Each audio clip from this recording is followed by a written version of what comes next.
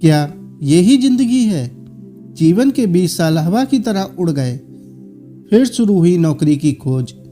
ये नहीं वो, दूर नहीं पास, ऐसा करते करते 3-4 नौकरियां छोड़ते हुए एक तय हुई। थोड़ी स्थिरता की शुरुआत हुई।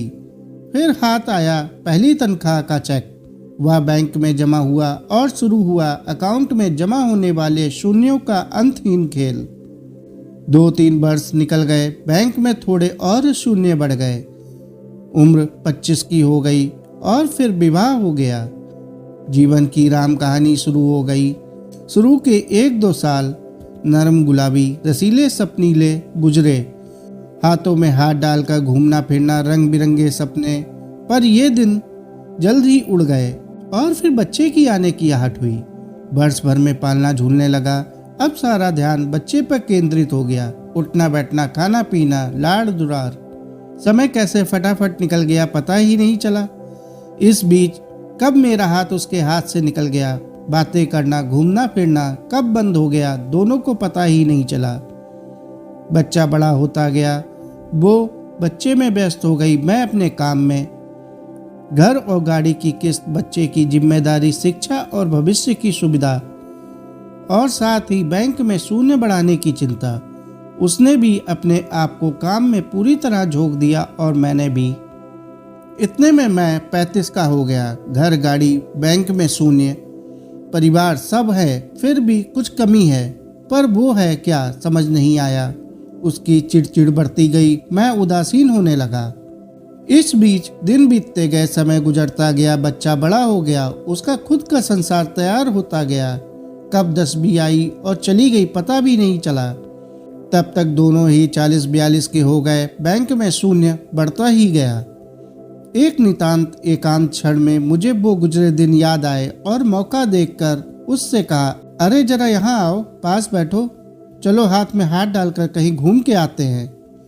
उसने अजीब नज़रों से मुझे देखा और कहा कि तुम्हें कुछ भी सूझता है? यहाँ ढेर सारा काम पड़ा है, तुम्हें बातों की सूझ रही है। कमर में पल्लू खोस वो निकल गई। तो फिर आया 45वां साल। आंखों पर चश्मा लग गया।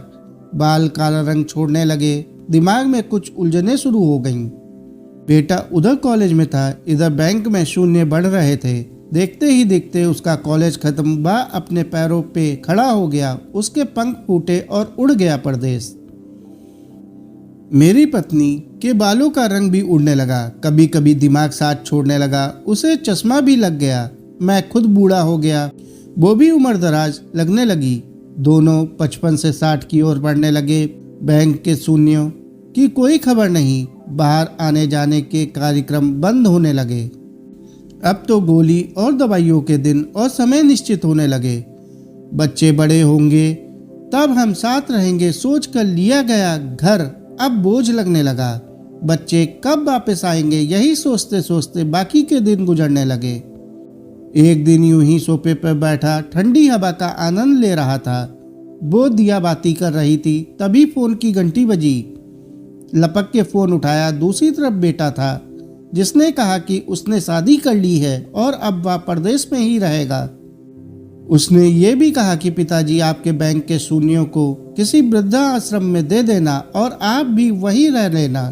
कुछ और औपचारिक बातें कहकर बेटे ने फोन रख दिया। मैं पुनः सोफे पर आकर बैठ गया। उसकी भी दिया बाती खत्म होने को आई थी। मैंने उसे आवाज दी, चलो आज फिर हाथों में हाथ लेके बात करते हैं। वो तुरंत बोली, अभी आई। मुझे विश्वास नहीं हुआ। चेहरा खुशी से चमक उठा। आंखों से आंसू गिरने लगे और गाल भीग गए। अचानक आंखों की चमक फीकी पड़ गई और मैं निस्तेज हो गया हमेशा के लिए। उसने शेष पूजा की और मेरे पास आके बैठ गई। बोलो, क्या बोल रहे थे? लेकिन मैंने कुछ नहीं कहा। उसने मेरे शरीर को छू कर देखा। शरीर बिल्कुल ठंडा पड़ गया था। मैं उसकी ओर एकटक देख रहा था।